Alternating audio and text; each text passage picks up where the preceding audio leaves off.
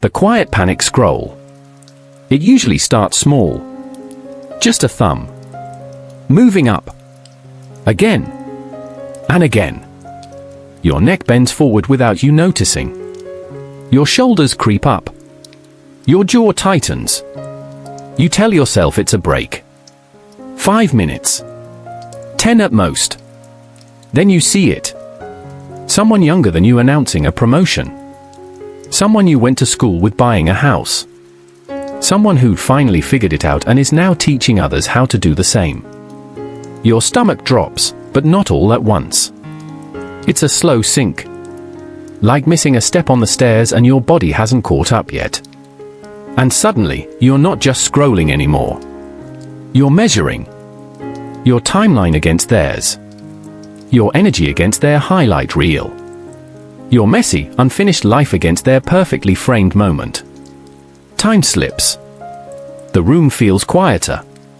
Heavier. You close the app, but the feeling doesn't close with it. This is where Flip usually sighs and stretches his paws. Because this trap feels personal, but it's painfully normal. Humans think they're failing at life. What they're actually doing is running very old software in a very new environment. There's no shame here. No weakness. No moral failure. Just a nervous system doing its best and getting overwhelmed. Even cats fall off shelves sometimes. The trick isn't never falling. It's remembering you're built to land. Why the fall feels so steep. Let's talk about why this feeling hits so hard. Your brain is not designed to experience the entire world's progress at once. For most of human history, comparison meant your village. Maybe a few dozen people. Now, your brain is exposed to thousands of curated success stories before breakfast. This creates what psychologists call a dopamine loop. Dopamine isn't pleasure. It's anticipation.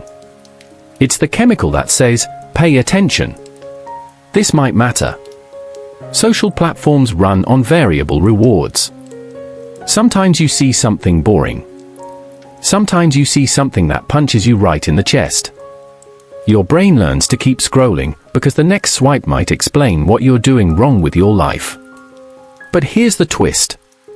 Every time you see someone ahead, your brain doesn't interpret it as inspiration.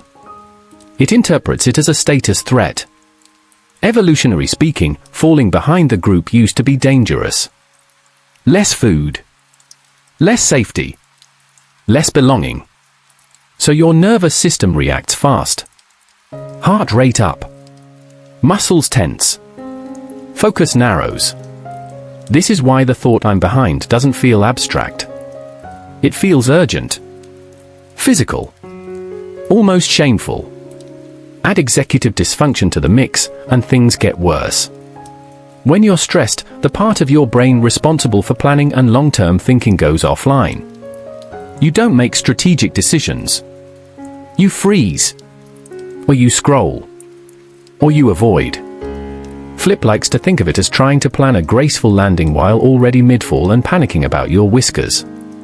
You're not lazy. You're overloaded. And overloaded brains don't move forward. They brace for impact. The illusion of being behind. Here's the quiet truth no one posts. There is no universal timeline. There is no master schedule where life hands out milestones and checks your name off a list. The idea of being behind only works if everyone is running the same race. They're not. Some people sprint early and burn out. Some wander, collect strange experiences, and move later with precision. Some stop. Start. Restart.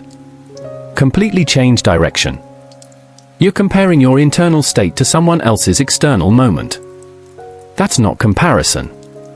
That's distortion. And the brain loves distortions when it's tired. Flip watches humans do this and tilts his head. Cats don't measure their worth by how fast another cat caught a red dot. They care about balance. Warmth. Food.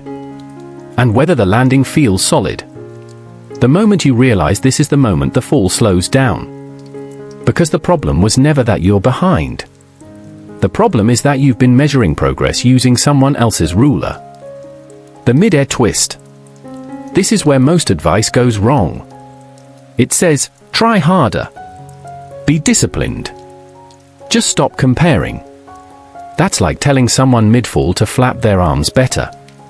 Willpower is unreliable under stress. Strategy is not. The shift happens when you stop asking, how do I catch up? And start asking, what kind of landing do I want? Flip doesn't aim to land first. He aims to land well. A good landing absorbs impact. It keeps you stable. It lets you move again. You don't need a dramatic life overhaul. You need small adjustments that work with your nervous system instead of against it. This is where things change. Landing on your feet, Cat Logic Edition. First, find your center of gravity. Your brain needs a reference point that is not other people. Pick one metric that matters to you and only you. Energy. Consistency. Curiosity. Calm. Ask one question at the end of the day, did I move 1 inch closer to my own center? Not 10 steps. Not a leap. An inch. Cats don't jump by staring at the destination. They adjust their body first. Second, retract your claws from the comparison surface. Comparison isn't bad. Unfiltered comparison is. Create friction. Delay access to the apps or people that trigger the spiral. Not forever. Just long enough to interrupt the loop. Research shows even small delays reduce compulsive behavior. A pause gives your prefrontal cortex time to wake up. Flip calls this choosing when to climb instead of slipping. Third, use low-stakes momentum. When you feel behind, your brain thinks every action must fix everything. That pressure freezes you. Instead, pick actions that are almost too easy to fail. 5 minutes. 1 page. 1 message. 1 stretch. Momentum rebuilds trust with yourself. Trust reduces shame. Shame is what keeps you stuck. Fourth, reframe success as stability, not speed. Fast progress looks impressive. Stable progress lasts. Ask yourself, what would make my life feel 10% more stable right now? Sleep. Finances. Time boundaries. Mental space. Cats prioritize stable surfaces before jumping higher. So should you. Fifth, practice the twist, not perfection. You will scroll again. You will compare again. That's not failure. The skill is noticing faster. Exiting sooner. Landing softer. Each time you practice the twist, the fall gets shorter. The stuck landing. Here's the part no one tells you. Feeling behind doesn't mean you're doing life wrong. It means you care. It means you're paying attention. It means you want your life to mean something. That's not a flaw. That's fuel. Flip curls up, closes one eye, and reminds you of something important. Cats don't judge a fall by whether it happened. They judge it by whether they can walk away and try again. You don't need to be ahead. You don't need to be impressive. You don't need to match anyone else's pace. You just need a surface you can land on today. And if you fall tomorrow? Good. That means you're still moving. Practice the twist. Adjust your balance. Trust your pause. You were never broken. You were just learning how to land on your feet. I'm Flip, and this is Land on Your Feet. I'll be right here whenever you need a reminder of how to find your balance. Stick the landing. I'll see you in the next one.